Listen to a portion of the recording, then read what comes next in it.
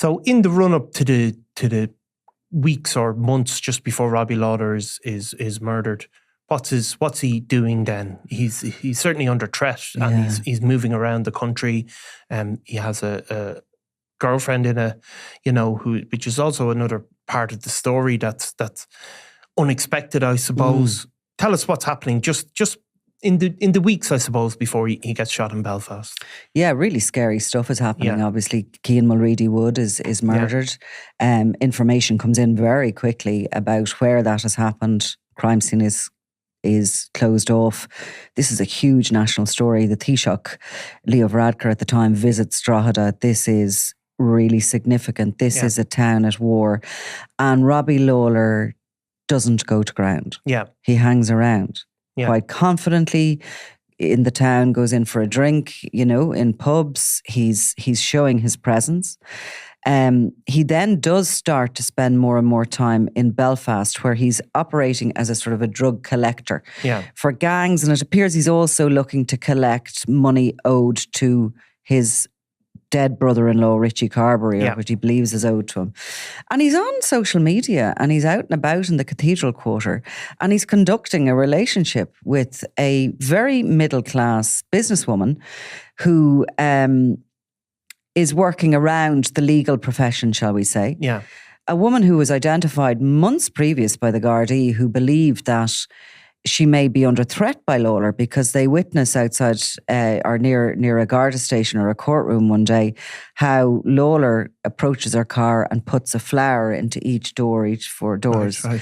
And they worry about this, and they have a conversation, and they decide they'll approach her and just say to her, look, is everything okay? If you have anything to tell us, you have our full backing here. We're not going to allow you to be intimidated. But of course, when she's told that Lawlor has done this, she giggles and sort of blushes. Yeah. And there's a realization that there's a relationship here. There's something going on here.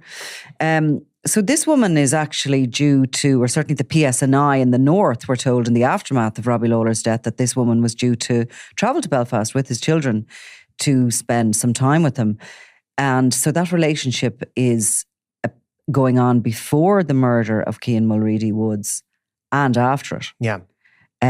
So he is carrying on in a chaotic way to the rest of us, but to him, he doesn't care. No, he's not one of these guys who seems to be feeling distress. And he's he's obviously mixed in with all of it's a confusing mix of people that get thrown into the middle of all of this.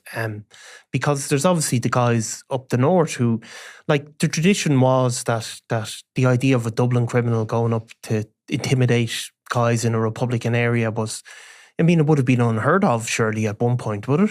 Most definitely. And certainly the paramilitaries were in charge. Yeah. And I think we've seen over the recent years how really there is no border anymore for any of these gangs.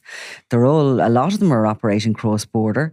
And they're using one another and working with one another. It doesn't matter what your background is. Yeah. I think the days of, being Republican or loyalist are gone, aren't they? Well, they are, I think, on that level. Yeah. So Robbie Lawlor is definitely, he's feeling very comfortable up there. He's working with groupings in the north. He is going in to pick up drug debts. He seems to be dealing in cars. It was described to me by somebody who knew Lawlor that it was never clear what his business plan was. Yeah. He didn't actually. He was one of those people that seemed to operate day to day. Yeah. He never accumulated great wealth. He was very high risk. Yeah. He was capable of immense uncontrolled violence. Yeah. In the sort of last months of his life, and, leading up to those months as well, he was described as having a kind of a tick in his face. Yeah. Very shifty. He was using a lot of drugs himself and seemed to have that mix of personality plus uncontrolled emotions that doesn't mix well with drug taking.